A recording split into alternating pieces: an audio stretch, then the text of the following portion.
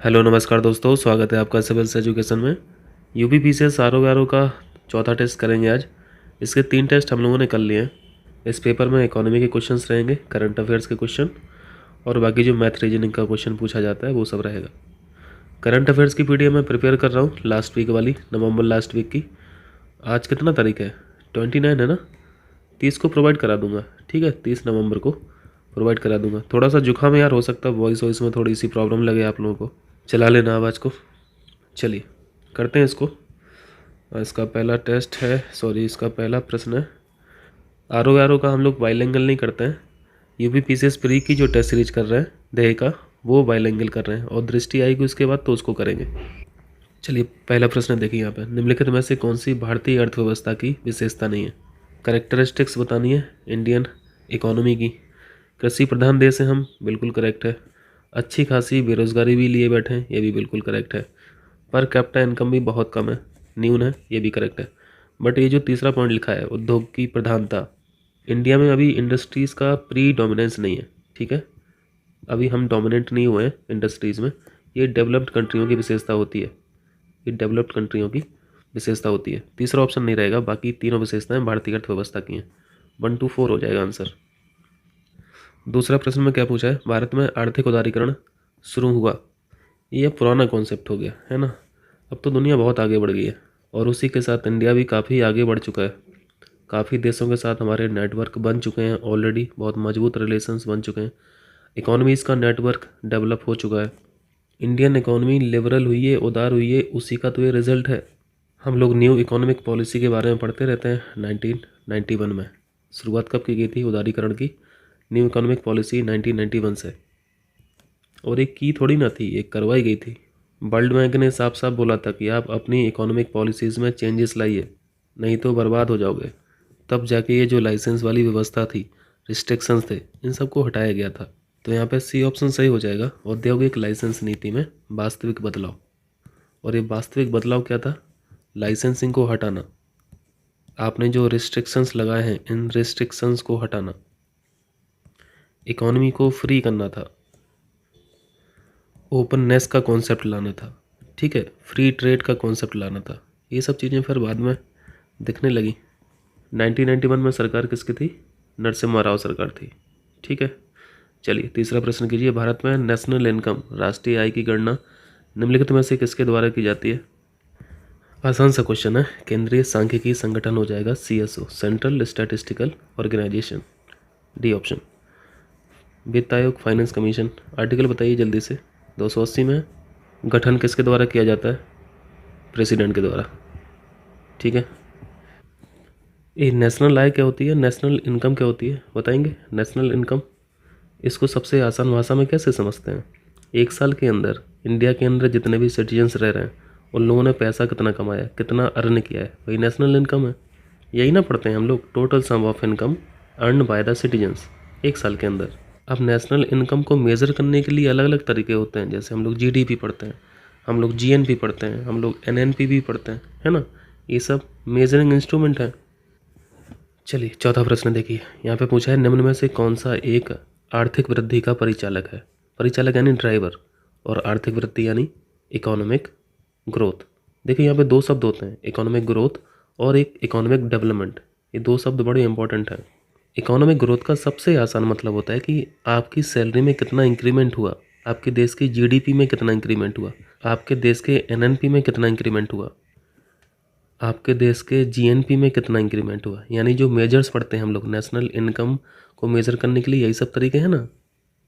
तो इन्हीं में आप इंक्रीमेंट करा दीजिए। अगर इनमें इंक्रीमेंट होता है तो इकोनॉमिक ग्रोथ हो जाती है। जैसे आप 5 साल पहले हर महीने 10,000 रुपये कमाते थे, अब आपको 15,000 रुपये मिलने लगे हर महीने के। इसका मतलब है कि इकोनॉमिक ग्रोथ हो गई आपकी। अभी वर्तमान में भारत की इकोनॉमी कितनी है ट्रिलियन में? 3.4 ट्रिलियन है ना, और साथ में डॉलर भी है। तो ये वर्तमान की है, कल को ये 4.4 हो जाएगा। पुराने दिनों में ये 2.4 रहा होगा। तो जब 3.4 से 4.4 पहुंच जाएंगे तो ये इकोनॉमिक ग्रोथ हो गई। पहले 2.4 था, अब 3.4 हो गया, इकोनॉमिक ग्रोथ हो गई। लेकिन क्या इतने पैसों की अर्थव्यवस्था से गरीबी कम हो रही है या फिर बेरोज़गारी कम हो रही है? असमानता दूर हो रही है, इनइक्वालिटी दूर हो रही है, नहीं हो रही है। इसका मतलब है कि जब ये वाले फैक्टर आ जाते हैं, आपका देश गरीबी पर कैसे काम कर रहा है, बेरोजगारी कैसे हटा रहा है, असमानता को कैसे दूर कर रहा है, तब जाके ये इकोनॉमिक डेवलपमेंट बनता है। तो इकोनॉमिक डेवलपमेंट एक अपने आप में बहुत बृहद शब्द है जो हर चीज़ को समेट लेता है। इकोनॉमिक ग्रोथ तो होती ही है डेवलपमेंट में, लेकिन साथ में इन चीज़ों पर भी काम होना चाहिए, ठीक है, तब जाके बोलते हैं इकोनॉमिक डेवलपमेंट। ये पीसीएस में इंटरव्यू में पूछा गया था क्वेश्चन, तो उसको कर लीजिए जल्दी, क्या आंसर हो जाएगा। अब यहाँ पे आपने इकोनॉमिक ग्रोथ के मेजरमेंट तो पढ़े थे, तरीके पढ़े थे, इनकम बढ़ा दीजिए, जीडीपी बढ़ा दीजिए, एनएनपी बढ़ा दीजिए, लेकिन जो सबसे बेस्ट तरीका होता है इकोनॉमिक ग्रोथ का, वो इनकम को माना जाता है, ठीक है, पर कैपिटा इनकम को ही माना जाता है। ज़्यादा प्रेफरेंस किसको रखना है, पर कैपिटा इनकम। तो यहाँ पे सी ऑप्शन देखिए, वास्तविक प्रति व्यक्ति आय में सुस्थिर वृद्धि, सी ऑप्शन सही है। पर कैपिटा इनकम बढ़ना बहुत ज़रूरी है। जैसे कल को भारत की अर्थव्यवस्था 10 अरब हो जाएगी, लेकिन बहुत सारे लोग ऐसे भी होंगे जिनको कुछ भी फर्क नहीं पड़ेगा, ठीक है। चलिए 5वां प्रश्न कीजिए। कथन कारण का क्वेश्चन है, सतत विकास मानव समाज के कल्याण हेतु महत्वपूर्ण है। सतत विकास यानी सस्टेनेबल डेवलपमेंट। सतत विकास का सिंपल सा मीनिंग है यार कि आपकी ज़मीन पे जितने भी रिसोर्स हैं, आपके यहाँ जितने भी रिसोर्स हैं, इन रिसोर्स का आपको यूज ऑप्टिमम करना है, आपको भी करना है, और इसको बचा के भी रखना है नेक्स्ट पीढ़ी के लिए, नेक्स्ट जनरेशन के लिए। आपको ऐसा डेवलपमेंट करना है जिससे नेक्स्ट जनरेशन की भी ज़रूरतें पूरी हो सकें।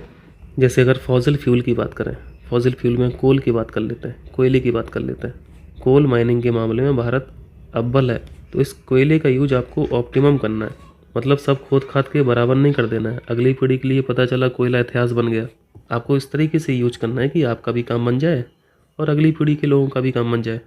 यहाँ पे कथन तो सही है, कथन बिल्कुल करेक्ट है। कारण में लिखा है, सस्टेनेबल डेवलपमेंट से अभिप्राय है ऐसे विकास से है जिसमें उपलब्ध संसाधनों का उपयोग अन्य व्यक्तियों की आवश्यकताओं को ध्यान में रखकर किया जाता है। यहाँ पे जो अन्य व्यक्ति लिखा, अन्य व्यक्तियों नहीं, यहाँ पे नेक्स्ट पीढ़ी लिखना था, उनको भावी पीढ़ियों के लिए लिखना था। यहाँ पे आने वाली पीढ़ी शब्द यहाँ पे लिखना चाहिए, ठीक है, तो ये गलत है, ये सही हो जाएगा और आर गलत है। चलिए डी ऑप्शन सही है यहाँ पे। 6वां क्वेश्चन देखिए, समावेशी समृद्धि के लिए क्या आवश्यक है। आपने सतत पढ़ा था सस्टेनेबल, और यहाँ पे समावेशी है, समावेशी यानी इंक्लूसिव। इंक्लूसिव से तो समझ रहे होंगे, इंक्लूड समझते हैं, इंक्लूड से इंक्लूसिव बना दीजिए, सारी चीज़ें ऐड कर दीजिए। हर एक सेक्टर में अगर ग्रोथ की बात करेंगे तो समावेशी हो जाएगा। सभी क्षेत्रों में समृद्धि करा दीजिए, सभी वर्गों के लिए अवेलेबल होना चाहिए जो भी रिसोर्सेस हैं आपके पास। ये सभी सेक्टर आप लोग समझ रहे होंगे। अगर शिक्षा पे काम कर रहे हैं, स्वास्थ्य पे काम नहीं कर रहे हैं, तो ऐसे काम नहीं चलेगा। शिक्षा पे भी काम करना है, स्वास्थ्य पे भी काम करना है, रोज़गारी के लिए भी काम करना है, रोज़गार के बेहतर आपको यहाँ पे अवसर प्रदान कराना है, आपको गरीबी भी हटाना है। अगर समावेशी तब भी समझ में नहीं आ रहा ना, तो आपने एसडीजी पढ़ा है ना, सस्टेनेबल डेवलपमेंट गोल्स 17 पढ़े हैं, जो 17 हैं वही सभी सेक्टर हैं। इन्हीं 17 पे काम कर लीजिए, समावेशी विकास हो जाएगा, ठीक है। पहला ऑप्शन लिखा है इंफ्रास्ट्रक्चर फैसिलिटीज़ जो है इनका डेवलपमेंट करना सही है। कृषि का पुनरुद्धार करना, रिवाइवल ऑफ एग्रीकल्चर, ये भी सही है। शिक्षा स्वास्थ्य जैसी हर एक चीज़ तो आ जाएगी ना, उपयुक्त सभी हो जाएगा। चलिए 7वां प्रश्न कीजिए, निम्नलिखित में से कौन सा भारत में लैंड रिफॉर्म भूमि सुधार का हिस्सा नहीं है। देश जब इंडिपेंडेंट हुआ तो सबसे बड़ी समस्या तो यही थी, भूमि सुधार की, इसलिए सरकार का सबसे पहला काम भी यही रहा। 9 शेड्यूल पढ़ते हो ना, 9वीं अनुसूची, इसी में भूमि सुधार है। कब किया गया था, पहला संविधान संशोधन था ये, फर्स्ट कॉन्स्टिट्यूशनल अमेंडमेंट एक्ट 1951 में। और इसके माध्यम से क्या क्या किया गया, जमींदारी प्रथा का उन्मूलन करना था, बिल्कुल सही है। दूसरा है भूमि जोतों की अधिकतम सीमा का निर्धारण। 1951 से पहले तो कुछ ही लोगों के हाथों में थी पूरी ज़मीन, तो इन लोगों के हाथों से छीनी गई ज़मीन और फिर बांटी गई और लोगों में, तो ये भी सही है। सी ऑप्शन है काश्तकारी सुधार यानी टेनेंसी रिफॉर्म, ये भी सही था। ये जो बहुफसली योजना है यानी मल्टी क्रॉपिंग स्कीम है, ये थोड़ी ना भूमि सुधार में है ना। डी ऑप्शन सही है, नहीं पूछा था। चलिए 8वां प्रश्न कीजिए, राष्ट्रीय विकास परिषद यानी एनडीसी, नेशनल डेवलपमेंट काउंसिल का गठन किस तिथि को हुआ था। 2 संस्थाओं के बारे में हम लोग पढ़ते हैं, प्लानिंग कमीशन और एनडीसी। प्लानिंग कमीशन तो अब है नहीं, इसको रिप्लेस किया गया नीति कमीशन से। इसकी स्थापना हुई थी 6 अगस्त 1952 को, 6 अगस्त 1952 को। इसके बारे में और हम लोग क्या पढ़ते हैं, ये एक्स्ट्रा कॉन्स्टिट्यूशनल बॉडी है। इसको चेयर कौन करता है, अध्यक्ष कौन होता है, पीएम साहब होते हैं। इसका ऑब्जेक्टिव क्या है, यहाँ से राष्ट्रीय विकास यहाँ पे लिखा हुआ है, तो आप समझ सकते हैं इसका काम क्या होगा। सोशल स्कीम्स जो हैं, इकोनॉमिक स्कीम्स जो हैं, इन्हीं सब की समीक्षा करना इसका काम है। चलिए यहाँ पे क्या है, ये रीच कर लूँ मैं पहले। नवा क्वेश्चन है, 1944 में गांधीवादी योजना को प्रतिपादित किया था, किसने किया था। भारत के इकोनॉमिक प्लानिंग के लिए एक इन्होंने योजना बनाई थी। योजना रेंडर की थी, प्रस्तुत की थी श्रीमन नारायण ने। जस्ट फैक्ट है, याद कर लेना। 10वां प्रश्न देखिए, किस 5 ईयर प्लान के अंतर्गत समाज के समाजवादी ढांचे की स्थापना का संकल्प लिया गया था। Professor PC Mahalanobis, second 5 year plan. इन्होंने किस चीज़ पे फोकस किया था, इंडस्ट्रियलाइजेशन, औद्योगिकीकरण। उद्योग लगाइए, कारखाने लगाइए, नौकरी मिलेंगी लोगों को, समाजवादी ढांचा हो गया। तो यहाँ पे सी ऑप्शन सही है, सेकंड 5 ईयर प्लान। कभी कभी पूछा जाता है पीसी महालनोबिस जो मॉडल था, कौन सी पंचवर्षीय योजना थी वो, सेकंड। उल्टा करके भी पूछता है कि सेकंड 5 ईयर प्लान किस मॉडल पर आधारित थी, तो पीसी महालनोबिस लगा देना। पीसी इनका पूरा नाम था प्रशांत चंद। इसको करंट अफेयर्स पीडीएफ में आप लोगों को मैंने कंटेंट बना के दिया था, अगर आप लोगों को याद आ रहा हो। चलिए 11 कीजिए, योजना अवकाश का संबंध किस अवधि से है। आप लोग 5 ईयर प्लान की टाइमलाइन देखेंगे तो आपको तीसरा जो 5 ईयर प्लान था ये ख़त्म होता है 1966 से, और चौथा यहाँ पे ये तीसरा ख़त्म होता है, तीसरा 5 ईयर प्लान। और चौथा जो 5 ईयर प्लान स्टार्ट होता है वो 1969 से, जबकि चौथा शुरू कब होना चाहिए था, 66 से या फिर 67 से। यहाँ पे कोई भी 5 ईयर प्लान वर्क नहीं कर रही थी, इसी को बोला जाता है योजना अवकाश, प्लान हॉलीडे। अब वो गवर्नमेंट सत्ता को लेके घमासान मचा था, ये सब बाद में सीखेंगे, यहाँ पे समय नहीं है। तो ये हो जाएगा 1966 से 69। चलिए 12वां क्या है, करेंसी मैच करा देना है। बाहत जो है, बाहत थाईलैंड की ये करेंसी है, ठीक। और रिंगिट है मलेशिया की, रिंगिट मलेशिया की है। रुपया है इंडोनेशिया की, आसान है। और वान WON ये साउथ कोरिया हो जाएगा, ठीक है। 2 3 4 1 ये कोडिंग बनी 2341। चलिए 13 देखिए, एक बार और देख लीजिए, स्क्रीनशॉट ले लीजिए चाहे तो एक बार में याद होगा नहीं।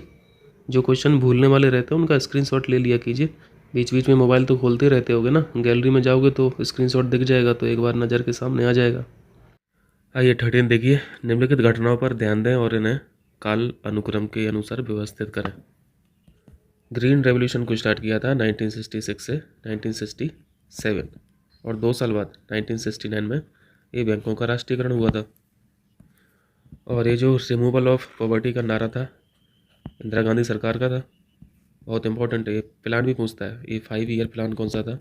5 ईयर प्लान ये था पाँचवा 5 ईयर प्लान में ये नारा दिया गया था इंदिरा गांधी गवर्नमेंट के द्वारा। और ये कब का था, 1971। और ये 20 पॉइंट प्रोग्राम ये 1975 की बात है। इस टाइम पे भी इंदिरा गांधी ही थी, इंदिरा गांधी सरकार थी। 20 पॉइंट का मतलब है यहाँ पे बहुत सारे सेक्टर को कवर किया गया था, शिक्षा, स्वास्थ्य, एग्रीकल्चर, कारखाने, बहुत सारी चीज़ें थी। तो ये सब लाइन से मैच हैं, ठीक। ये 1 2 3 4 हो जाएगा। 14 में पूछा गया, योजना में कोर सेक्टर का क्या तात्पर्य है। कोर सेक्टर बहुत इंपॉर्टेंट होते हैं। ये कितने सेक्टर होते हैं, 8 होते हैं। ये नंबर पूछा जाता है और ये 8 की 8 आपको याद होना चाहिए। इसमें वेटेज भी पूछा जाता है, किसका वेटेज सबसे ज़्यादा है। ये आपका होमवर्क है, आप बताइए वेटेज किसका है सबसे ज़्यादा। मैं यहाँ पे 8 लिख दे रहा हूँ। 8 कोर सेक्टर में पहला है steel, cement, fertiliser, mineral oil, खनिज तेल, कोयला, नेचुरल गैस, रिफाइनरी प्रोडक्ट और इलेक्ट्रिसिटी, विद्युत। इनमें से वेटेज सबसे ज़्यादा किसका है, ये आप लोग बताइए। कोर सेक्टर समझते हैं ना, कोर से हम लोग को क्या समझ में आता है, फाउंडेशन, है ना। ये फाउंडेशनल सेक्टर है, इनके बिना कोई भी इकोनॉमी चल नहीं सकती है, रन नहीं कर सकती है। ना ही आप इकोनॉमिक ग्रोथ ला सकते हैं और ना ही आप इकोनॉमिक डेवलपमेंट कर सकते हैं। इकोनॉमिक डेवलपमेंट करना तो बहुत दूर की चीज़ है, इकोनॉमिक ग्रोथ ही लाना मुश्किल पड़ जाएगा। तो यहाँ पे सी ऑप्शन पढ़िए, चयनित आधारभूत उद्योग, सही हो जाएगा सी। चलिए 15 देखिए, निम्नलिखित में से कौन सा एक भारतीय रिजर्व बैंक का कार्य नहीं है। RBI क्या नहीं करता है इन चारों ऑप्शंस में। पहला काम तो हम लोग पढ़ते हैं मॉनेटरी पॉलिसी बनाता है ना, मॉनेटरी पॉलिसी बनाता है, उसके लिए एमपीसी है, मॉनेटरी पॉलिसी कमेटी है। दूसरा काम हम लोग पढ़ते हैं करेंसी का, यानी मुद्रा को रेगुलेट भी करता है, मार्केट के अंदर कब मनी को सप्लाई करना है, कब मनी को निकालना है, ये सब ऑपरेशंस करता है आरबीआई। अर्थव्यवस्था की भाषा में बोलते हैं लिक्विडिटी कब बढ़ाना है और कब घटाना है, ये सब आरबीआई करता है, इसी को रेगुलेशन बोलते हैं। मार्केट से पैसा खींच लेना और मार्केट के अंदर पैसा डाल देना, ये सब काम करता रहता है। ये सब काम आरबीआई के द्वारा कैसे होता है? आप रेपो रेट पढ़ते हैं, आप रिवर्स रेपो रेट पढ़ते हैं, ये सब टूल्स हैं। इनके अलावा भी तमाम टूल्स होते हैं।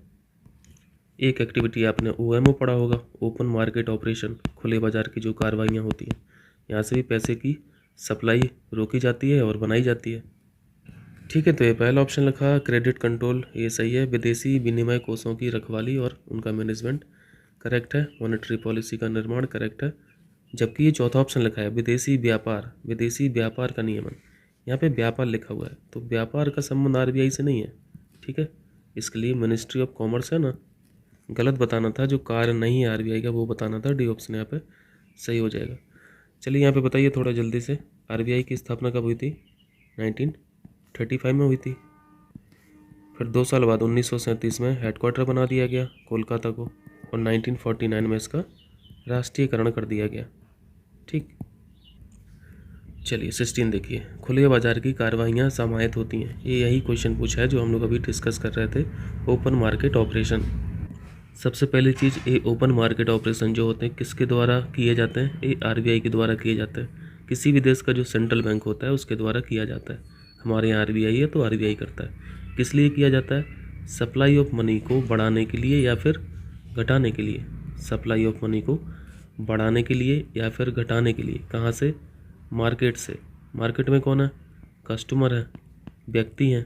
अगर कस्टमर के हाथ में पैसा आ जा रहा है इसका मतलब है मार्केट में मनी सप्लाई बढ़ गई है। अगर कस्टमर के हाथ से पैसा जा रहा है इसका मतलब है मार्केट से मनी सप्लाई कम हो रही है। जैसे एक एग्जांपल लोन का लें, कर्ज का लें। बैंक लोन दे रही है बहुत सस्ते ब्याज दर पे, तो फिर कस्टमर क्या करेंगे? ज़्यादा से ज़्यादा लोन लेने की कोशिश करेंगे। तो लोन जब ले लेंगे कस्टमर तो कस्टमर के हाथ में क्या आ जाएगा? पैसा आ जाएगा। इसका मतलब है मार्केट में पैसा इंजेक्ट कर दिया गया है, मनी सप्लाई बढ़ा दी गई है। और यही चीज़ अगर ब्याज दर बहुत ज़्यादा कर दे बैंक, तब कोई कस्टमर लोन लेने जाएगा? नहीं जाएगा, बहुत कम लोग लेने जाएंगे। इसका मतलब है कस्टमर के हाथ में पैसा अब कम है पिछले की अपेक्षा, पिछली बार की अपेक्षा। तो इसका क्या मतलब हो गया? मनी सप्लाई कम कर दी गई है। यही सिंपल छोटे छोटे से एग्जाम्पल से आप समझ सकते हो। अब यहाँ पे ओपन मार्केट ऑपरेशन में कौन सी एक्टिविटी होती है? यहाँ पे आरबीआई सिक्योरिटीज़ को बेचती है या फिर ख़रीदती है। जिसे हम लोग जी सैक पढ़ते रहते हैं, गवर्नमेंट सिक्योरिटीज़ को आरबीआई बेचती है या फिर ख़रीदती है। अगर बेचती है तो बेचने का क्या मतलब है? मार्केट में बेचेगी, कस्टमर में बेचेगी। तो कस्टमर को जब बेचेगी तो गवर्नमेंट सिक्योरिटी के बदले आरबीआई को क्या मिलेगा? पैसा मिलेगा। इसका मतलब है कि मार्केट से पैसा छीन लिया आरबीआई ने। वही दूसरी तरफ अगर आरबीआई बाय करती है, ख़रीदती है गवर्नमेंट सिक्योरिटीज़ को कस्टमर से या फिर मार्केट से, तो ख़रीदने पे क्या होगा? ख़रीदने के बदले आरबीआई को पैसा देना पड़ेगा मार्केट को या फिर कस्टमर को। इसका मतलब है मार्केट में पैसा आ गया। तो यही आप सप्लाई देख रहे हो, मनी की सप्लाई बढ़ाना और मनी की सप्लाई को घटाना। यही ओपन मार्केट ऑपरेशन है गवर्नमेंट सिक्योरिटीज़ के थ्रू। जैसे आप बैंक रेट पढ़ते हैं, ओपन मार्केट ऑपरेशन पढ़ रहे हो। जैसे आप लिक्विडिटी एडजस्टमेंट फैसिलिटी पढ़ते हो, तरलता समायोजन सुविधा, इसमें हम लोग क्या पढ़ते हैं? हम लोग रेपो रेट पढ़ते हैं। इसमें रिवर्स रेपो रेट पढ़ते हैं। हम लोग CLR पढ़ते हैं, SLR पढ़ते हैं। तो ये जो सब इंस्ट्रूमेंट है ना, ये आरबीआई के कौन से इंस्ट्रूमेंट होते हैं? ये परिगणात्मक होते हैं। परिगणात्मक मतलब क्वांटिटेटिव। एक क्वांटिटेटिव होता है और दूसरा होता है क्वालिटेटिव। क्वालिटेटिव टूल्स में मार्जिन निर्धारण वगैरह और ये जो राशनिंग होती है, क्रेडिट की राशनिंग वगैरह, ये सब क्वालिटेटिव में आ जाता है। तो यहाँ पे तो ओपन मार्केट ऑपरेशन के बारे में पूछा था, तो ये क्वांटिटेटिव हो गया, यानी परिणात्मक हो गया। ठीक है, बी ऑप्शन सही है। चलिए, ये 16 हो गया था ना, 17 कीजिए। 17 में क्या है? जब कोई देश अपनी मुद्रा का अवमूल्यन करता है तो उसका क्या प्रभाव होता है? डीवैल्यूएशन का मतलब है हमारी करेंसी, हमारे रुपया की वैल्यू कम हो गई है बाकी देशों की अपेक्षा, बाकी देशों की करेंसी की अपेक्षा। जैसे यहाँ पे 1966 का यहाँ पे एग्जांपल लेते हैं। 1966 में पहली बार करेंसी का अवमूल्यन किया गया, डिवैल्यूएशन किया गया। उस समय हमारी रुपए की वैल्यू थी 4.76 रुपये, जो था वो $1 के बराबर था। और जब इसका डिवैल्यूएशन किया गया तो यही 4.76 जो था वो 7.50 कर दिया गया। 7.50 रुपये $1 के बराबर हो गया। पहली स्थिति में हमारा रुपया मजबूत था, लेकिन दूसरी स्थिति में हमारा रुपया जो है वो कमज़ोर पड़ गया, क्योंकि $1 के बदले अब हमें 7.5 रुपये देना पड़ेगा। और पहले क्या था, $1 के बदले हमें केवल 4.5 रुपया, लगभग ₹4.25 देना पड़ रहा था। तो ये इस चीज़ को बोलते हैं डिवैल्यूएशन। अब इससे अफेक्ट क्या क्या पड़ेगा सोचिए आप। अब मान लीजिए हमें इंपोर्ट करना है, कुछ भी दूसरे देश से इंपोर्ट करना है। इंपोर्ट यानी आयात करना है। आयात का मतलब क्या होता है, दूसरे देश से हमारे देश में सामानों का आना। तो इसके बदले हमें पैसा देना पड़ेगा, लेकिन हमारी जो करेंसी है वो तो डिवैल्यूएट है, हमें ज़्यादा पैसा देना पड़ेगा, है ना। ज़्यादा पैसा देना पड़ेगा। ज़्यादा पैसा देने का क्या मतलब है, यानी आयात महंगे हो गए, यही ना मतलब हुआ, आयात महंगे हो गए। और वही दूसरी तरफ एग्जाम्पल लें अगर एक्सपोर्ट का। एक्सपोर्ट का क्या मतलब है, अब हम बेचेंगे दूसरे देश को। चूँकि हमारी करेंसी तो डिवैल्यूएट है, यानी यहाँ पे जो प्रोडक्ट हैं वो ऑलरेडी सस्ते हैं। तो सस्ती चीज़ें जब आप दूसरे देश में बेचेंगे तो यहाँ पे बहुत ज़्यादा डिमांड बढ़ेगी, क्योंकि चीज़ें सस्ती हैं। क्योंकि हमारे देश की चीज़ें सस्ती हैं तो ये बाहरी देश ज़्यादा से ज़्यादा खरीदने की कोशिश करेंगे। इसका मतलब क्या है, एक्सपोर्ट जो है वो सस्ते हो गए, है ना। एक्सपोर्ट सस्ते हो गए, या फिर इसको दूसरी भाषा में बोल सकते हैं एक्सपोर्ट बढ़ गया। दूसरे देशों के द्वारा डिमांड ज़्यादा से ज़्यादा आएगी, इसलिए एक्सपोर्ट बढ़ जाएंगे। क्लियर है, समझ आया। अब पहला ऑप्शन पढ़िए। पहले ऑप्शन में लिखा है इंपोर्ट महंगे हो जाएंगे और एक्सपोर्ट सस्ते हो जाएंगे। सही लिखा हुआ है, ये बिल्कुल करेक्ट है। तो एक तरह से आप क्या देख रहे हैं, डिवैल्यूएशन ऑफ मनी इकोनॉमी में पॉजिटिव इम्पैक्ट लाती है। ट्रेड की स्थिति को, व्यापार की स्थिति को थोड़ा सा बेहतर करती है। चलिए यहाँ पे 18 देखिए। यदि कोई व्यक्ति, क्या लिखा है, वर्ष के आधे से अधिक दिनों तक रोजगार प्राप्त नहीं करता है तो उसे क्या कहते हैं। इस स्थिति को अनएम्प्लॉयमेंट एंड नॉर्मल कंडीशन बोला जाता है। सामान्य स्थिति में बेरोजगारी बोला जाता है, सी ऑप्शन। दैनिक स्थिति में बेरोजगार मतलब दिन भर में 1 घंटे का भी रोजगार नहीं मिल रहा है। साप्ताहिक स्थिति का मतलब है 1 सप्ताह में भी 1 घंटे का भी रोजगार नहीं मिल रहा है। ठीक, चलिए 19 देखिए। भारत में सेवा कर, सर्विस टैक्स किसकी सिफारिशों से लागू हुआ। इसको किया गया था 1994 और 1995 का जो बजट पेश हुआ था, इस समय पे ये लागू किया गया था सर्विस टैक्स। और ये किसकी संस्तुति पे किया गया था, जे चिलैया समिति, राजा जे चिलैया समिति। अब तो ये सब है नहीं सर्विस टैक्स वगैरह, अब तो जीएसटी आ गया। अब तो सर्विस टैक्स है नहीं, अब तो जीएसटी आ गया। जीएसटी कैसा टैक्स है, इनडायरेक्ट है कि डायरेक्ट है, इनडायरेक्ट टैक्स है। ठीक है, चलिए 20 देखिए। भुगतान बैंकों की स्थापना का सुझाव निम्नलिखित में से किस समिति द्वारा दिया गया। भुगतान बैंक यानी पेमेंट बैंक्स। फाइनेंशियल इंक्लूजन को बढ़ावा देने के लिए ये पेमेंट बैंक्स की स्थापना की गई। नचिकेत मोर समिति ने गवर्नमेंट को बताया, आरबीआई को बताया कि ऐसा करना चाहिए। चलिए 21 देखिए। वर्तमान में भारतीय रिजर्व बैंक आरबीआई के गवर्नर कौन है, शक्तिकांत दास साहब, ये सही है। पहले पहले गवर्नर कौन थे आरबीआई के, आरबीआई के पहले गवर्नर थे सर ऑसबोर्न स्मिथ। अगर भारतीय मूल की बात करें तो भारतीय मूल में सबसे पहले गवर्नर थे आरबीआई के सीडी देशमुख। ठीक है, चलिए 22 देखिए। नाबार्ड के संबंध में बताइए। इसकी स्थापना के बारे में अक्सर पूछा जाता है। 1982 हम लोग पढ़ते हैं और हेडक्वार्टर मुंबई पढ़ते हैं, मुंबई। इसका पर्पज़ क्या है, एग्रीकल्चरल जो एक्टिविटीज़ होती हैं रूरल एरियाज़ में उनको लोन प्रोवाइड कराता है, और इसके अलावा जो भी फाइनेंशियल इंस्टीट्यूशन होते हैं उनको रीफाइनेंस भी करता है। ठीक है, ध्यान रखना, एग्रीकल्चरल एक्टिविटी के अलावा जो भी फाइनेंशियल इंस्टीट्यूशन होते हैं उनको भी ये लोन देती है। तो यहाँ पे जो केवल कृषि लिखा है ये गलत हो गया, पहला सही लिखा है। संसद के अधिनियम द्वारा वर्ष 1982 में स्थापित हुआ, सही है।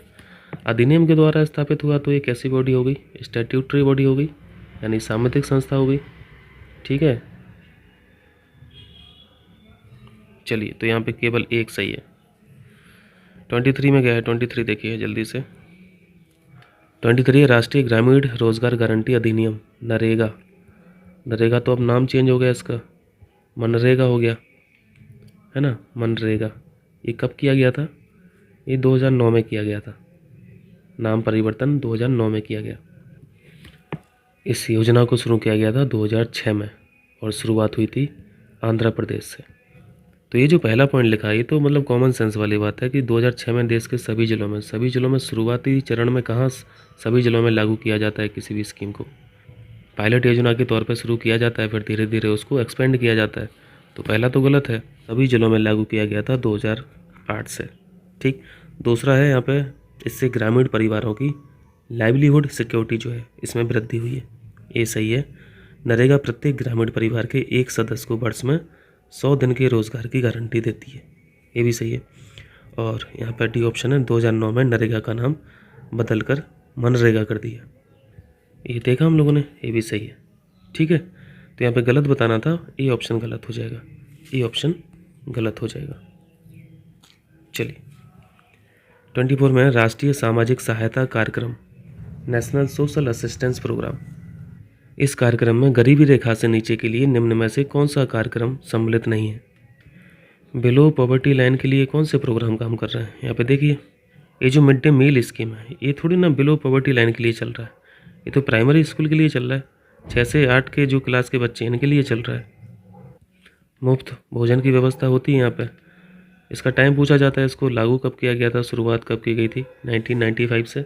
और इसी तरीके से ये जो कस्तूरबा विद्यालय योजना है इसमें एसटी के बच्चे जो हैं, एससी के बच्चे हैं या फिर ओबीसी जाति से जो बिलोंग करते हैं बच्चे, इनके लिए हॉस्टल की व्यवस्था की गई है ना, आवासीय विद्यालय की व्यवस्था की गई है।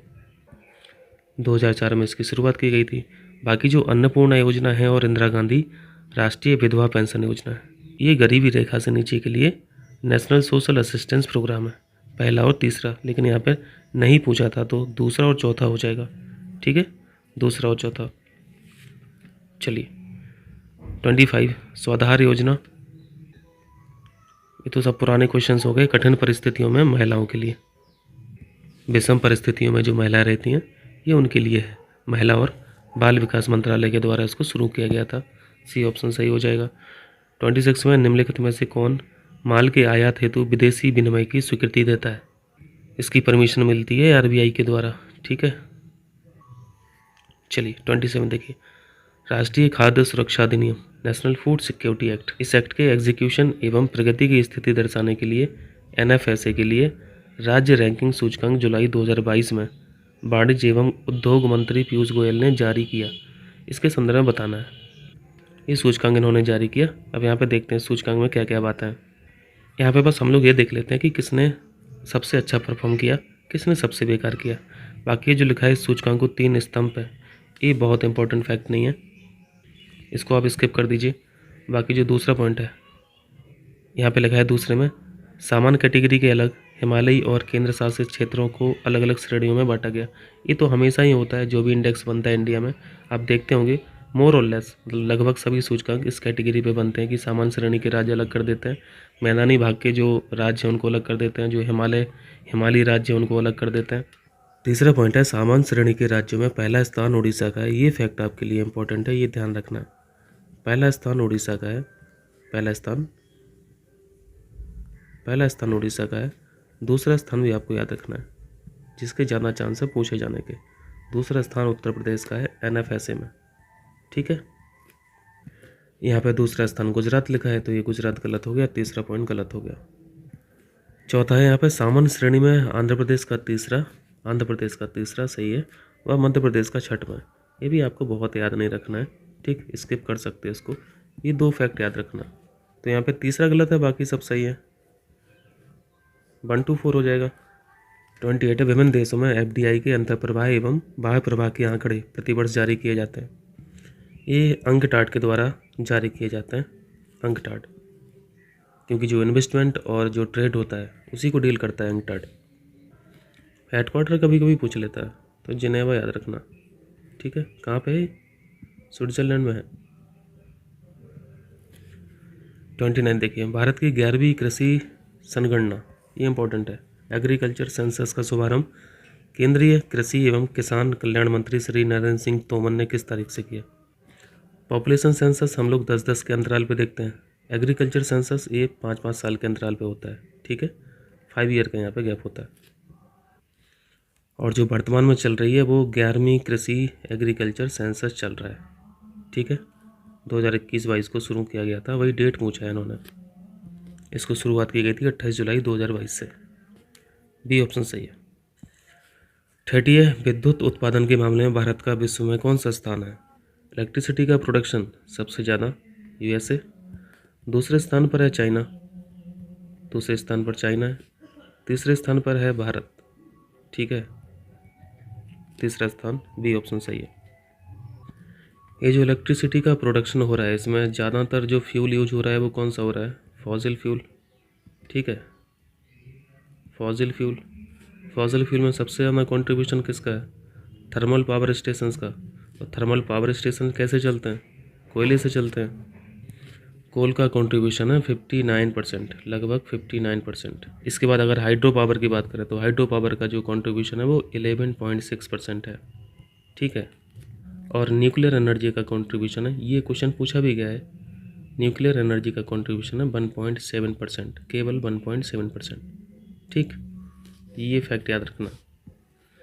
31 देखिए, 22-23 की खरीफ उपजों के लिए न्यूनतम समर्थन मूल्य मिनिमम सपोर्ट प्राइस की घोषणा में धान के समर्थन मूल्य में कितने रुपए की वृद्धि की गई? इंपॉर्टेंट क्वेश्चन है। 100 रुपये की वृद्धि हुई है, ध्यान रखना।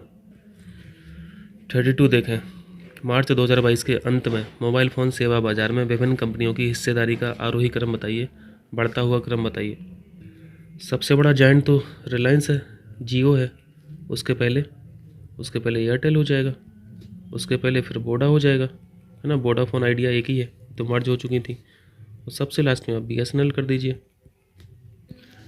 जिसमें से वोडाफोन तो बहुत ज़्यादा अनटैप्ड में है, बहुत ज़्यादा कर्जे में है, तो जो मेन प्लेयर हैं वो एयरटेल और जियो ही हैं। बी ऑप्शन सही है, बीएसएनएल, वोडाफोन आइडिया, एयरटेल और जियो। चलिए 33 देखिए, उपभोक्ता मूल्य सूचकांक कंज्यूमर प्राइस इंडेक्स आधारित मुद्रास्फीति के दर के आंकड़े सांख्यिकी एवं कार्यक्रम कार्यान्वयन मंत्रालय द्वारा जारी किए जाते हैं। ये मासिक आधार पर होता है, मासिक आधार पर रिलीज किए जाते हैं डेटा, ठीक है। सीपीआई का जो आधार वर्ष है वो 2012 है। चलिए आसान से क्वेश्चन है, फैक्चुअल है। कृषि मंत्रालय के तीसरे अग्रिम अनुमान मई 2022 में 21-22 में देश में कुल खाद्यान्न उत्पादन कितना हुआ है, अनुमानित कितना है? अब तो डेटा भी आ चुका होगा। कुल खाद्यान्न है 314.51 मिलियन टन।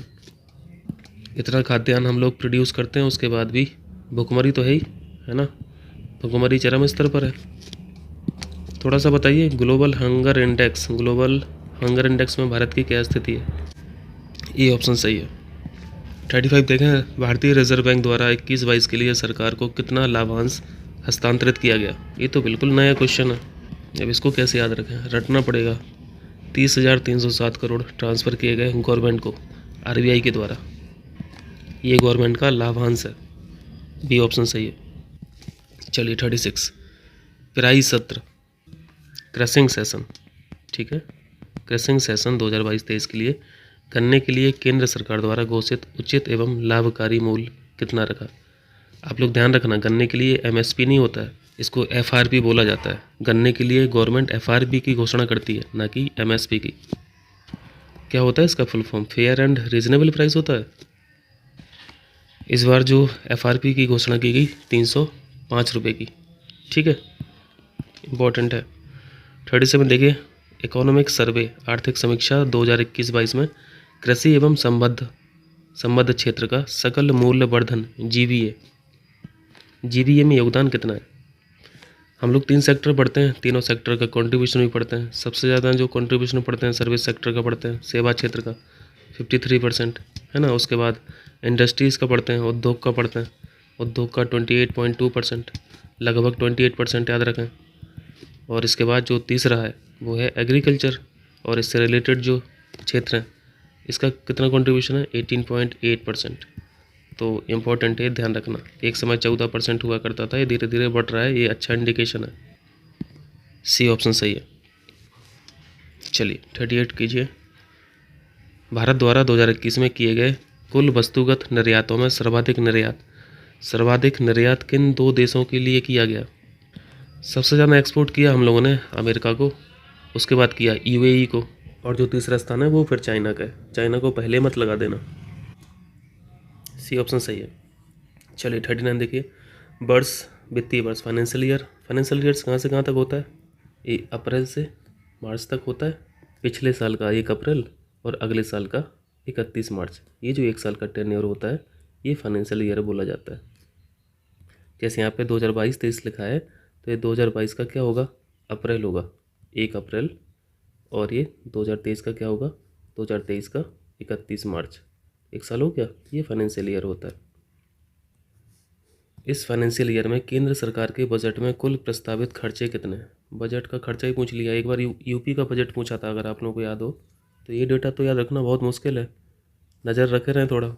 यूपीपीसीएस वैसे पूछ लेता है इस तरह के क्वेश्चन भी। कितना है ये? 39,44,909 करोड़ ये खर्चा इन्होंने बताया है। बी ऑप्शन सही है। बजट किस आर्टिकल में है? बजट के नाम से तो नहीं है, बजट का कोई भी जिक्र नहीं है कॉन्स्टिट्यूशन में। बजट की जगह कौन से शब्द का प्रयोग किया जाता है? एएफएस का, एनुअल फाइनेंशियल स्टेटमेंट। आर्टिकल बताइए जल्दी से। 112 में है ना? 112 सही है। चलिए 40 देखिए। आज के वीडियो का लास्ट क्वेश्चन है। केंद्र सरकार ने 2022-23 के बजट में कितनी धनराशि सार्वजनिक उपक्रमों यानी पीएसयूज, पब्लिक सेक्टर एंटरप्राइजेज जो होती हैं, अंडरटेकिंग जो होती हैं, के विनिवेश, डिसइन्वेस्टमेंट, विनिवेश से प्राप्त करने का लक्ष्य किया है? ये विनिवेश तो समझते हैं ना? विनिवेश यानी जो भी सरकार की एंटिटी है, पब्लिक सेक्टर अंडरटेकिंग है, इस संस्था से ये अपना हिस्सा, सरकार अपना हिस्सा बेच देती है, सेल कर देती है। वो 10% स्टेक भी बेच सकती है इस बॉडी से, किसी भी बॉडी से, जिस बॉडी का भी वो डिसइन्वेस्टमेंट करना चाहती है। 20% भी बेच सकती है, पूरी की पूरी भी बेच सकती है ना? किसी प्राइवेट प्लेयर को पूरी की पूरी भी बेच सकती है। खासतौर से जो लॉस में चलते हैं पीएसयूज, जो घाटे में पीएसयूज चल रहे हैं, उनको बेचने का प्लान करती है गवर्नमेंट, और इन्हीं सब पीएसयूज को डिसइन्वेस्टमेंट के माध्यम से अपनी जिम्मेदारी को ख़त्म करती है। तो बेचने से अच्छा खासा पैसा भी मिल जाता है गवर्नमेंट को।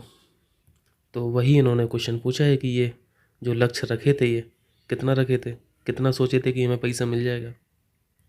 ये लक्ष्य निर्धारण था 65,000 करोड़ का। ए ऑप्शन सही है। हो जाएगा। चलिए तो फिर आज का इतना ही है, मिलते हैं फिर अगले वीडियो में, अगले पार्ट में। बहुत बहुत शुक्रिया आप लोगों का।